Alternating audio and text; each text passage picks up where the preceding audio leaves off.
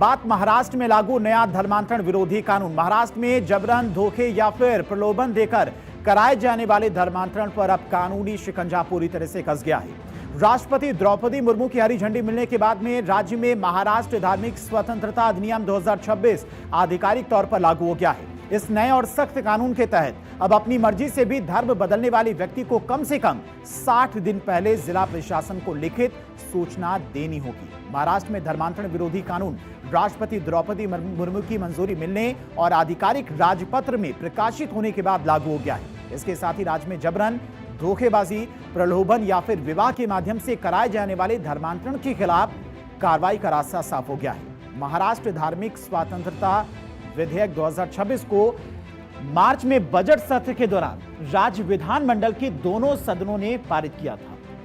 अब इसे राष्ट्रपति की मंजूरी मिलने के बाद 30 जुलाई को राजपत्र में अधिसूचित किया जाएगा। महाराष्ट्र में नया धर्मांतरण विरोधी कानून है क्या कुछ इसमें कार्रवाई हो सकती है, क्या नियम है?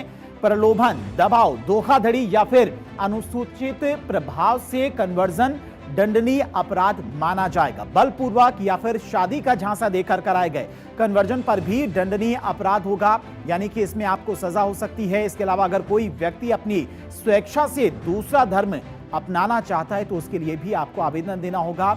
उसे कन्वर्जन से 60 दिन पहले जिला मजिस्ट्रेट को लिखित सूचना देनी होगी कि वो अपना धर्म बदलने जा रहा है। इसके साथ ही कन्वर्जन के बाद भी तय की गई प्रतिक्रियाओं का पालन करना भी अनिवार्य किया गया है। पहली बार अपराध करने पर आरोपी को 7 साल की जेल होगी। दोबारा अगर अपराध करता है, पकड़ा जाता है तो उसे 10 साल तक की जेल हो सकती है।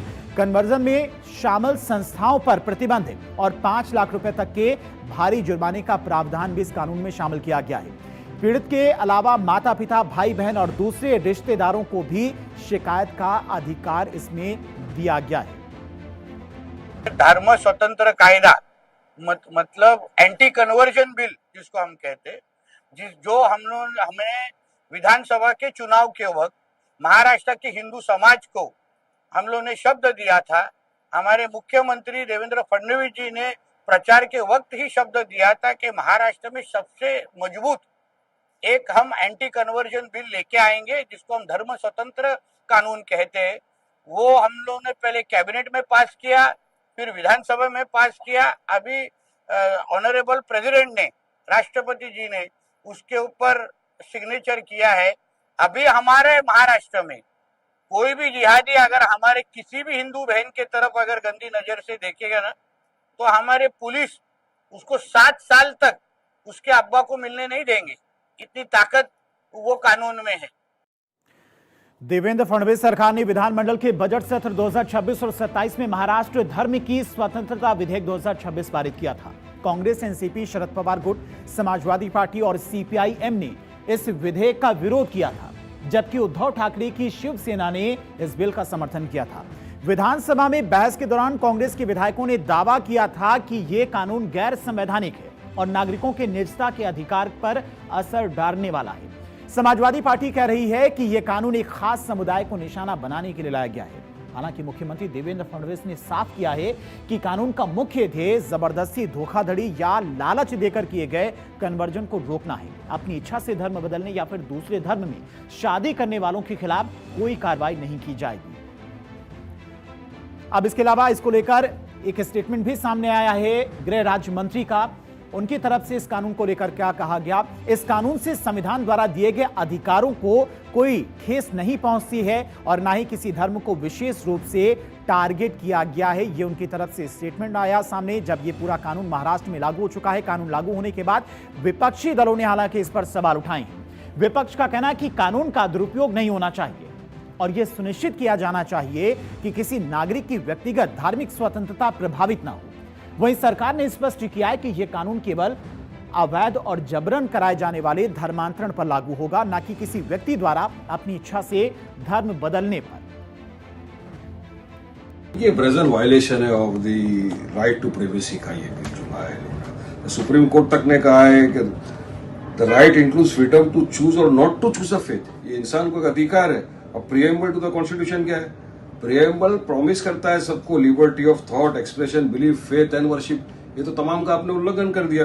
अगर कोई अपनी मर्जी से ये करता है तो तो आप वो भी नहीं करने देना चाहते हो उसको। महामहिम राष्ट्रपति द्रौपदी मुर्मू जी ने जो एंटी कन्वर्जन लॉ पास किया है और सहमति दी है, ये महाराष्ट्र में लागू किया जाएगा। इसमें 1 लाख रुपए से 10 लाख रुपया तक जुर्माना होगा और 5 साल से 10 साल तक जेल की सज़ा होगी। 60 दिन तक का मोहलत दिया जाएगा, जिसमें अगर किसी ने भी धर्मांतर करने की कोशिश की तो इसका विरोध किया जा सकता है और ये बहुत एक अहम और महत्वपूर्ण कानून है। महाराष्ट्र में लागू हुआ नया धर्मांतरण विरोधी कानून राज्य की राजनीति और सामाजिक विमर्श का बड़ा विषय बन गया है। सरकार इसे अवैध धर्मांतरण रोकने के लिए आवश्यक कदम बता रही है, जबकि विपक्ष इसके संभावित दुरुपयोग को लेकर चिंता जता रहा है। आने वाले समय में इस कानून का प्रभाव और इससे जुड़े मामलों पर सभी की नजरें रहने वाली हैं। कानून लागू होने के बाद अब पुलिस और प्रशासन इसके तहत दर्ज होने वाले मामलों में जांच और कार्रवाई करेगा। राज्य सरकार जल्द ही इसके क्रियान्वयन से जुड़े विस्तृत नियम और प्रक्रियाएं भी जारी कर सकता है, ताकि कानून का प्रभावी और पारदर्शी तरीके से पालन सुनिश्चित किया जा सके। धर्मांतरण विरोधी कानून लागू करने वाला महाराष्ट्र देश का 12वां राज्य बन गया है। उत्तर प्रदेश, मध्य प्रदेश, हरियाणा, गुजरात, झारखंड, छत्तीसगढ़, हिमाचल प्रदेश, उत्तराखंड, उड़ीसा, राजस्थान और अरुणाचल प्रदेश में यह कानून पहले से ही लागू है। महाराष्ट्र में आज से धर्मांतरण कानून लागू कर दिया गया है। द्रौपदी मुर्मू के हस्ताक्षर के साथ ही आज से महाराष्ट्र के राजपत्र में यह कानून दर्ज कर लिया गया है।